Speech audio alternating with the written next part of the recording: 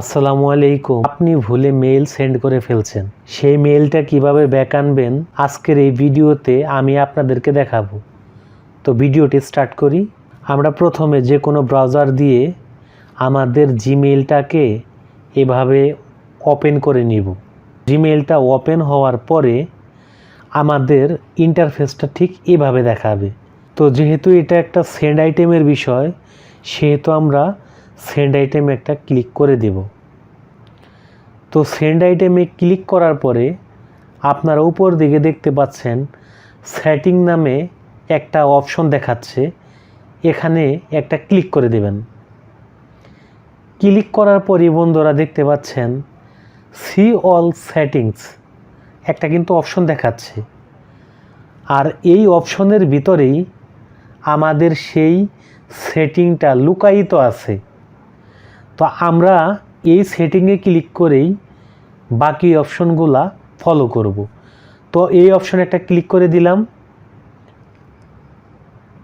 এরপরে দেখতে পাচ্ছেন এখানে সেন্ড ক্যান্সেলেশন পিরিয়ড 5 সেকেন্ড দেখাচ্ছে।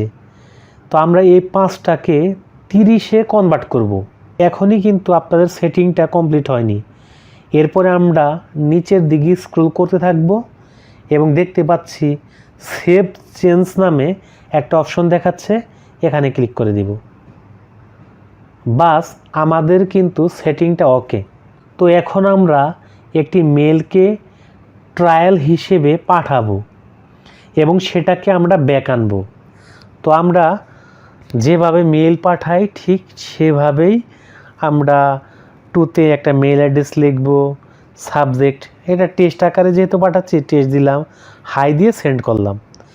এখন সেন্ড করার পরই দেখতে পাচ্ছেন মেলের ইনবক্সে কিন্তু একটা টেস্ট হাই একটা মেল গেছে, অর্থাৎ মেলটা কিন্তু আমি যাকে পাঠাইছি সে কিন্তু অলরেডি রিসিভ করে ফেলছে, ঠিক না?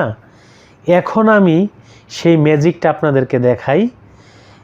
এই যে আপনাদের বাটন দেখাচ্ছে আনডু নামে একটা অপশন, এখানে যদি ক্লিক করি দেখেন আমাদের পাঠানো মেলটা কিন্তু ইনবক্স থেকে ডিলিট হয়ে গেল।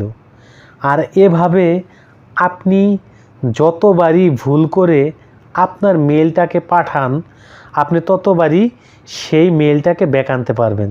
ওয়েলকাম ব্যাক বন্ধুরা। যদি আজকের এই ভিডিওটা আপনার ভালো লেগে থাকে তো ভিডিওতে একটা লাইক দিবেন, চ্যানেলে নতুন হয়ে থাকলে চ্যানেলটা সাবস্ক্রাইব করবেন। যারা ফেসবুক পেজ থেকে ভিডিওটা দেখতে পাচ্ছেন পেজটাকে লাইক করে দেবেন, ফলো করে দেবেন। আল্লাহ হাফেজ।